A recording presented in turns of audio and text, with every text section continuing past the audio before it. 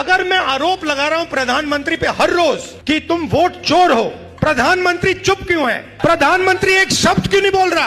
क्योंकि प्रधानमंत्री वोट चोर है और वो जानता है कि हमने उसको पकड़ लिया है। बीजेपी के 2-3 एमपीज को जानता हूं, मेरे फोन पे मैसेज आ रहे हैं, आप प्रधानमंत्री को वोट चोर मत कहिए। कैसे मत कहूं भाई, है तो कहना पड़ेगा। अब ये तीर जाके सीधी टारगेट पे लगेगी।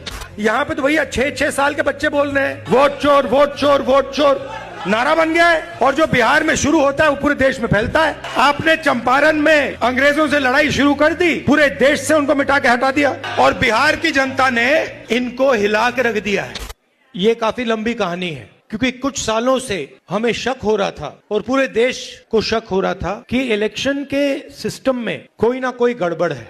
लोग कहते थे ईवीएम की बात होती थी, आरएसएस के संगठन की बात होती थी, मगर एक बात दिखने को मिलती थी कि बाकी पार्टियों को एंटी इनकम्बेंसी हो जाती थी, मगर बीजेपी के खिलाफ कभी एंटी इनकम्बेंसी नहीं होती थी। बीजेपी 1 बार 2 बार 3 बार 4 बार एक के बाद एक चुनाव जीती जाती थी। तो अजीब सा लगता था, मगर हम खुलकर नहीं कह सकते थे क्योंकि सबूत नहीं था। महाराष्ट्र में हमें सबूत मिला। सबूत क्या था? लोकसभा का चुनाव हमारा गठबंधन जीतता है, स्वीप करता है। 4 महीने बाद उसी प्रदेश में, उसी महाराष्ट्र में वही पार्टियां लड़ती हैं। हमारा गठबंधन